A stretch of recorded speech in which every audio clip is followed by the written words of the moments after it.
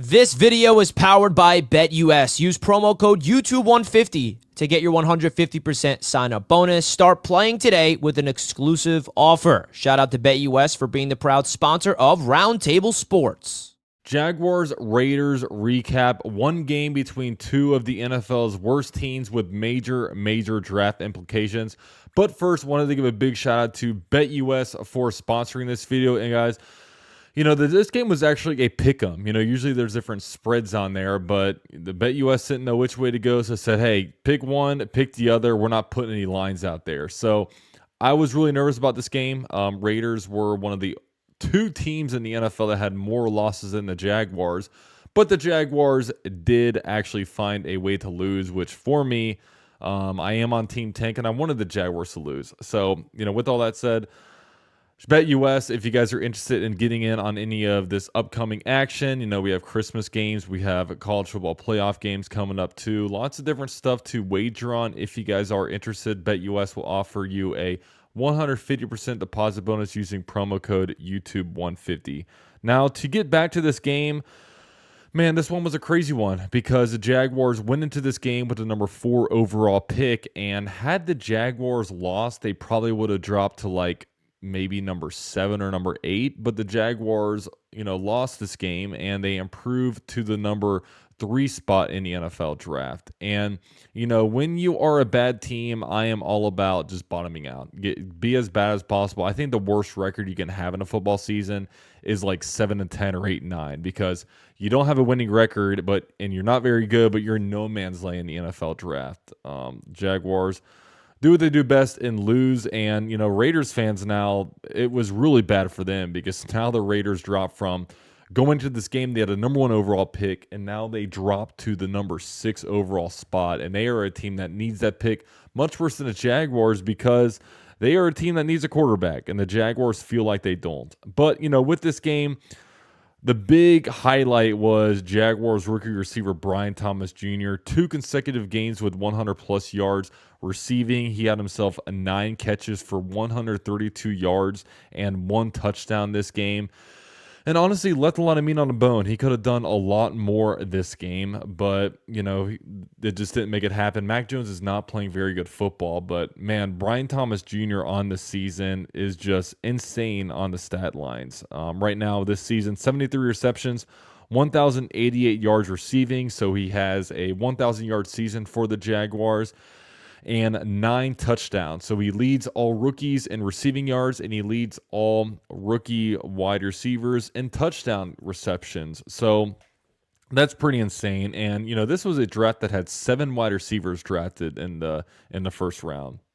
You know, Brian Thomas Jr. was the 4th wide receiver that was drafted. And when you kind of look at these with these draft picks, the way the wide receivers went really all offseason, it was like Marvin Harrison Jr., Rome Odunze, Malik Neighbors, they're your top 3. Then large gap, and then there's everybody else. There's the Brian Thomas Jr.'s, there's the Xavier Wordsies, there's the, you know, A.D. Mitchell's, you know, Ricky Pearsall, and was also drafted in the first round. So, but now when you look at it, man, in a redraft, I really wonder where Brian Thomas Jr. would go. I mean, I definitely think he'd go over Rome Odunze, and I really wonder, is he better than Marvin Harrison Jr.? Could he even be drafted before Malik Neighbors? I don't know, but the Jaguars found an absolute stud, and there's a lot of questionings going into the Jaguars 2025 season. You know, how good is the defensive line? What do you do at linebacker? You know, how do you rebuild this offensive line? You have a lot of questions to address, but one question you don't have to address is what are you going to do about your wide receiver 1 spot? The Jaguars have that, but of course they got to get better around him. They got to get another, you know, big wide receiver to be on the outside. You know, they got one outside boundary receiver. Who's going to be the other guy? You know, the Jaguars are pretty skilled, I guess, on the slot. You know, Christian Kirk is slated to be on the team, Evan Ingram, and also Parker Washington. All those guys play in the middle, but all those guys kind of vulture each other's, you know, receiving yards. So, you know, a lot to say about that. But the Jaguars also, you know, like I was saying with Mac Jones, 25 of 39, 247 yards passing, and 1 touchdown, 0 interception. And this was a game, if you actually watch it, like the box score doesn't really tell much because he was a lot worse than that. He's just, he's not a very good quarterback right now for the Jaguars. Just he doesn't, sometimes his misses are big time misses. There's sideline throws, like he somehow throws way over the guys. He's just not really very good. But I don't know. It is what it is. I mean, I want the Jaguars to keep losing, so he's the best kind of quarterback to have in here. Las Vegas, on the other hand, the big story about them was Brock Bowers is an absolute beast. 11 receptions for 99 yards. He kept making tough and clutch catches when they really, really needed him to. And, I'm very, very glad that the Raiders sniped Brock Bowers right before the Indianapolis Colts selected Latte Latu on the defensive end, because, man, it would be a problem if Brock Bowers was in the AFC South. It really would be. I would not really enjoy that. But overall, the Jaguars lose 19-14. The Jaguars had a bunch of different injuries. They had Savage go out. They had Tyson Campbell come back out and return. Both tackles went down this game. Left tackle Walker Little left with an ankle. He did not return. Right tackle Anton Harrison left the game, I think, with a shoulder injury. He didn't return, so there were two backup tackles in there on each side. Even though with them out, though, the pass protection was pretty good. Even if for some reason they couldn't block Caleb Chason, who was a Jaguars first-round picks. They gave him all the opportunity in the world to do better, and he just never really did anything.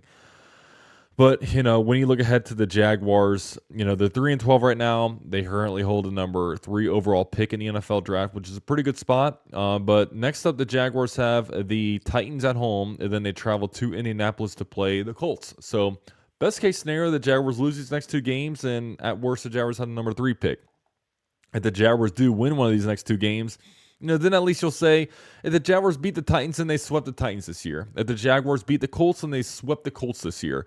If the Jaguars go 2-0, then they sweep 2 AFC South opponents, because, the Jaguars could very well go 5-12, but be 4-2 in the AFC South. That's how bad this division is. Like, shame on the AFC South people for basically letting the Texans just run wild with this division without any resistance. The AFC South is a pretty sad state right now with the Jaguars, Titans, and the Colts just can't seem to win a meaningful game. So that just sort of is what it is. But, with all that said, I really do appreciate everybody for watching and viewing this. Shout out to the AFC South Roundtable. I know this is a little bit different, but it is Christmas time. We're all spending some time with family, so I hope you guys all enjoy your time with yours. And a big, big shout out to BetUS for sponsoring this little segment here. 150% deposit bonus using promo code YouTube150. With all that said, Al Davis said it best. Just tank, baby, tank. 2 games left. Lock up that top pick, and then fire everybody. Fire Doug, fire Trent, and we move on, okay? Right now, nobody's been fired, and it's just weird. It's just weird because we can feel it coming. We're very, very close. We just got to hit the finish line and just say goodbye to this horrible, horrible season. Thank you guys for watching. Another shout out to BetUS. Go Jags. This video is being powered by BetUS, the #1 online sports book in the world. Use code YouTube150 to get your 150% bonus on your first deposit, 125% on your next 2. That's up to $2,000. We got Christmas football this week, folks. The Chiefs and Steelers and the Ravens and Texans. If you guys want to take advantage of the BetUS code YouTube150 to make your bets right here, go to betus.com.pa. We also got all the other games this week. Make sure you guys check out BetUS. They got player prop bets, same game parlays, you name it. All right, so big time shout out to BetUS. Please bet responsibly. The proud sponsor of Roundtable Sports. What's up, everybody? Merry Christmas. Gonna do some predictions for this upcoming NFL week slated games in the AFC South. But first, a big shout out to BetUS for sponsoring this preview video. Guys, they're going to have an awesome promo code for you guys using promo code YouTube150. We'll give you a 150% deposit bonus, meaning if you put down $100, you're going to see $250 show up in your account. What better way to really gamble than to really have a bunch of fun games coming up. NFL playoffs around the corner. College football playoffs are right here. there's all kinds of stuff going on in the football world. So go ahead and get in on that opportunity over there. So we're going to go on and start off. The Texans play a Christmas game. They will be hosting the Baltimore Ravens, and Texans have a big test here. Now, the Texans currently 9-6, but I don't know how good that 9-6 is because, look, 8 of those wins are against teams with losing records. They haven't beat a team with a winning record since week 5 against the Buffalo Bills, and they've had some opportunities. Look, a few weeks ago they played the Lions, lost. They just had an opportunity to beat the back-to-back Super Bowl winning Kansas City Chiefs, and they lost that one, and now they have a home match against the Ravens, which honestly, as it's shaking out, it's looking like the Texans will most likely host the Ravens in the wild card weekend in the NFL playoffs. So this one is a big-time preview for that potential game, and of course, this is a revenge game because the Ravens kind of blew them out in the playoffs, in the divisional round of the playoffs last year. Now, I do have the Texans losing this one, and I think it's going to be by a little bit. I think that the Texans lose this one 27-17 just because, the book on the Texans are out. Like, it's been out there that, very, very early on that, oh, look, the Texans have an awesome defense. However, their offense just can't keep up. Their offense just isn't good enough. And they've had so much time to overcome that. But at the same time, if they haven't overcome it now, then I think that's just what they are. I think they're a team that's going to depend on their defense and are probably going to be held back by their offense. And, they keep getting hits. Of course, Tank Dell is now out. So with that said, Tank Dell, Stephon Diggs both out. They have Nico Collins, but, hasn't been 100% this season. I'm just not sure if they have enough offensive firepower. And as good as their defense is, the Ravens just have an awesome offense. Lamar Jackson, Derrick Henry's running wild. They're a really good team. And I think the Texans have a lot to prove here. We know the Texans can beat up on bad teams. We know that. We've seen that. But we haven't seen them beat a quality opponent since week 5 of the NFL season. So this is a great opportunity for them. They've locked up the AFC South, so they will be hosting a playoff game. But why don't they go out there and show that, hey, we can beat a good team, and then, even against the Ravens, say, hey, look out for us, and we'll see what happens. But I don't think that they win this one. I do feel like they lose this one. Like I said, 27-17. Ravens will pull this one out. This next game is an inner AFC South matchup. The Jaguars are hosting the Tennessee Titans. Now, this one is scary in different ways than just two good teams trying to beat each other. No, these are two of the worst teams in the NFL, but now it's all about draft spot, man. The Jaguars currently hold a number 3 overall pick in the 2025 NFL draft, while the Tennessee Titans hold a number 4 overall pick. So as much as I look at the Jaguars and say, we got to lose to get a higher draft pick, I also now kind of look at the other side of it.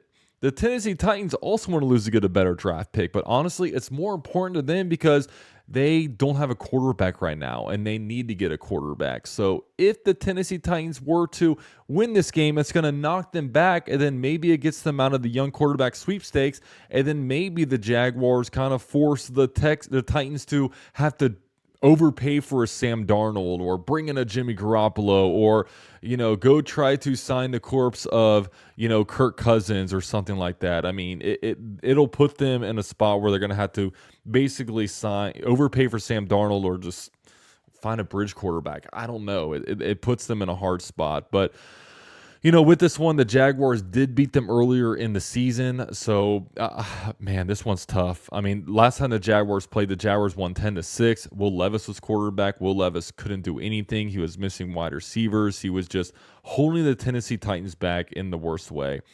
I'll say this. I actually, unfortunately, do think that the Jaguars win this one. And I hope I'm jinxing us. I really do. I picked us to beat the Raiders. We didn't beat the Raiders, and I was ecstatic about it. I'll pick the Jaguars to beat the Titans and sweep the Titans. I'll say that the Jaguars win this one. It's going to be a weird score, 19-16. And finally, we got the Indianapolis Colts traveling to New York to play the worst team in the NFL and on the New York Giants. And by record, they are the worst team in the NFL. They are the only team with 2 wins in the NFL. And obviously, with the Jaguars holding the number 3 overall pick, I want the Giants to win to knock them back. But man, I mean, this is what the Colts do, man.